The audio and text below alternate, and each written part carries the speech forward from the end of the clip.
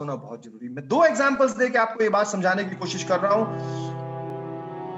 एकलव्य, हम सब जानते हैं, जिनका हाथ ले लिया था द्रोणाचार्य जी ने। द्रोणाचार्य जब युद्ध में हार रहे थे तो किसी ने एकलव्य से कहा कि एकलव्य, तुम तो बहुत खुश होगे, ये वही व्यक्ति है जिन्होंने तुम्हारा अंगूठा ले लिया है, आज ये हार रहे हैं, तुम तो बहुत खुश होगे। एकलव्य की का जवाब सुनने वाला था। आप देखिए एकलव्य की श्रद्धा कितनी थी। एकलव्य ने कहा, मैं खुश नहीं हूं, मैं दुखी हूं। मैं इस बात में दुखी हूं कि अगर द्रोणाचार्य जी ने मेरा अंगूठा ना लिया होता तो आज मैं द्रोणाचार्य जी को युद्ध में हारने नहीं देता। That was the devotion, that was the Shraddha of Eklavya. We need to understand. जबरदस्त डिवोशन towards his guru. मैं एक और एग्जांपल आपको देता हूं। एक मीराबाई थी, वो प्रसाद बनाती थी,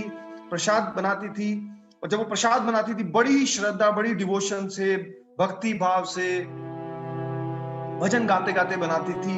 और वो जब प्रसाद का भोग लगता था तो बहुत अच्छे से भोग लगता था उसका। फिर एक दिन पंडित जी, उसी मंदिर के पंडित जी की नजर मीराबाई के कपड़ों पर पड़ गई। उन्होंने कहा कि तुम्हारे तो कपड़े बड़े गंदे हैं, हमारे शास्त्रों में तो इसको ये नहीं माना जा सकता कि तुम इतने गंदे कपड़ों के साथ तुम ये प्रसाद बनाओ। उस दिन से मीराबाई का ध्यान कपड़ों पर चला गया कि मेरे कपड़े गंदे तो नहीं हैं, और उसका ध्यान जिस श्रद्धा से वो पहले प्रसाद बनाती थी, उस श्रद्धा से वो प्रसाद का भोग लगता था, बट वो भोग सही ढंग से नहीं लगने लगा।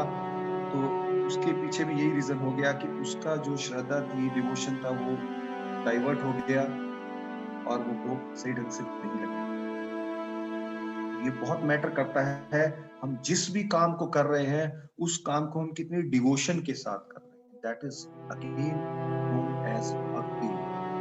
हम कोई भी काम कर रहे हैं उसको बहुत भक्ति भाव से कर रहे हैं, बहुत श्रद्धा से कर रहे हैं, बहुत डिवोशन से कर रहे हैं, तो हम अपने आप ही पॉइंट ऑफ एक्सीलेंस पे पहुंच रहे हैं। और जितना हम पॉइंट ऑफ एक्सीलेंस पे पहुंचेंगे उतना हम भगवान के पास पहुंचते चले जाएंगे।